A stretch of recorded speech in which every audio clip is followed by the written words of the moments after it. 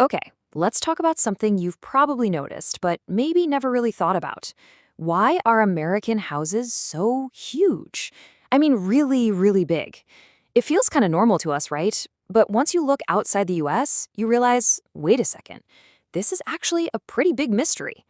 So today, we're going to pull back the drywall and figure out what is really going on with the American floor plan.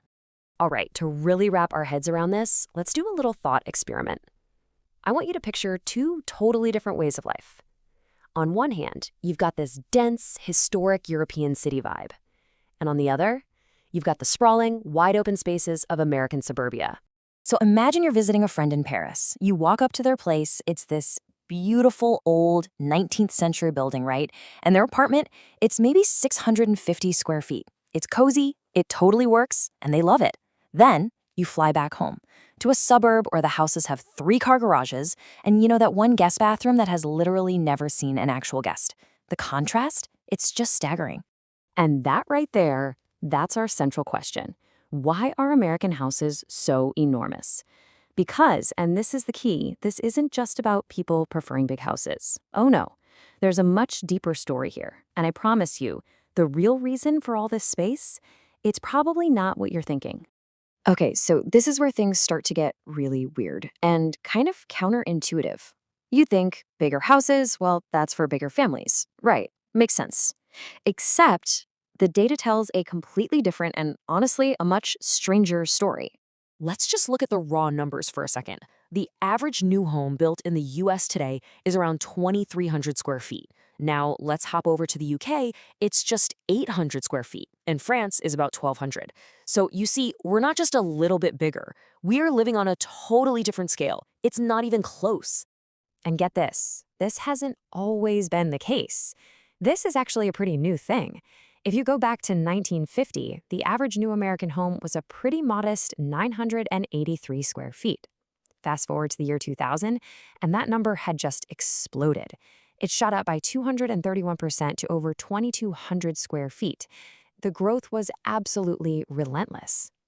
Okay, but hold on, because this is the absolute heart of the paradox. While our houses were more than doubling in size, the families living inside them, they were actually getting smaller. This one little detail, this is what cracks the whole case wide open. So check this out. Back in 1940, the average American household had 3.7 people living in it. Today, it's down to just 2.5. So let's do the math here. We have more than doubled the amount of living space for every single person. So I have to ask, what on earth is going on? Well, I can tell you one thing. This did not happen by accident. This wasn't just some random cultural shift where everyone suddenly wanted a bigger house. No, this was engineered. It was a very specific combination of government policies and economic incentives that literally created the blueprint for the big American house. And it really comes down to 3 key ingredients. Think of them as the 3 pillars of the big house. Number 1, government-backed loans. Number 2, the tax code. And number 3, local zoning laws. So let's break down exactly how these 3 forces cooked up the suburban sprawl we see today. Okay, first up, the loans. So after World War II, the federal government had a great idea. Make it easier for people to own a home. But, and this is a huge but, there was a catch. Those government-backed mortgages, they almost exclusively covered brand new, detached, single-family homes out in the suburbs.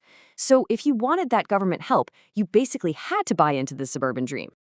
All right, number 2, the tax code. If the loans were the kindling, the tax code basically poured gasoline on the fire. The mortgage interest deduction, you've probably heard of it. It meant you could write off the interest you paid on your home loan. What did that do? Well, it made it way cheaper to take out a bigger loan to buy a bigger house. The government was, in effect, subsidizing size. And finally, the third piece of the puzzle, local zoning laws. This is what locked it all into place. You see, towns started passing all these rules, like mandatory minimum lot sizes and something called setbacks, which just means how far a house has to be from the street. And all these rules added up to one thing. It made building smaller, denser housing pretty much impossible. So in a huge chunk of suburban America, building something small and efficient wasn't just frowned upon, it was literally illegal. And that's how the culture started to shift, right? It followed the money. All of a sudden, the size of your house became this massive public symbol of success. Builders caught on quick. They realized they weren't just selling shelter anymore. They were selling status. And the thing about status, well, there's no upper limit on that. So, okay, Americans got their big houses. Mission accomplished, right? Well, what was the trade-off? What did we give up to get all that space? This is where our story takes a really interesting turn, because it turns out there are all these surprising, often invisible costs that come with that huge floor plan. And here's another one of those totally counterintuitive facts. It turns out that people living in countries with the smallest homes, we're talking the UK, France, they consistently report being happier with where they live. So why is that? Well, it's because things like being able to walk to a cafe or having a short commute, that stuff creates a completely different kind of wealth, a quality of life that square footage can't buy. And let's not forget the cold, hard cash. There's a steep financial price to all this space. Think about it. Big suburban houses are, by their very design, far away from everything. That means you are totally locked into depending on a car. And the numbers are kind of shocking. The average suburban household spends over $12,000 a year just on transportation. You can think of that as the hidden mortgage payment that comes with all that space. But maybe the biggest cost isn't even financial. When your house has a media room, a home gym, a giant backyard with a pool, you kind of stop needing the outside world, right? Urbanists have a name for this. They call it engineered isolation. It's where you can literally go for days without a single unplanned interaction with another human being. It's a pretty powerful idea. But here's the thing. After all those decades of bigger, bigger, bigger, something is finally starting to change. It feels like a new generation is looking at that old blueprint and starting to ask, is this really what we want? And they're being driven by a totally different set of priorities. And it's not just a feeling. You can actually see it in the data. After hitting a peak of almost 2,500 square feet back in 2015, the average size of a new American home has started to, well, shrink. It's a slow decline, not a huge drop, but that long, unstoppable upward curve, it's finally been broken. So what's behind this? Well, a big part of it is obviously affordability. Things have just gotten way too expensive. But it's more than that.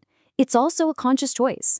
You've got younger generations who are actively looking for walkable neighborhoods and a sense of community. They're prioritizing experiences over just having more space. And they're making a trade. They're willing to give up some square footage to get a richer life outside their four walls. In this, I think, really gets to the heart of it all. Choosing a home isn't just a practical decision about shelter, is it? It's a statement. It's a declaration of your values, of what you think a good life is actually all about. So really, you can boil it down to two competing philosophies of life. On one side, you have the big American house philosophy, which basically says that everything you need for a good life can be found inside your own private bubble. But on the other side, you have the small European apartment philosophy. And that one says, no, the best parts of life, the cafes, the parks, running into your neighbors, that stuff happens outside your front door. And so that leaves us with one last question to chew on. And it's a bit of a provocative one. It really forces you to weigh what you value more, private space or public community. If you had the choice, what would you pick? It's definitely something to think about the next time you're walking through your own home.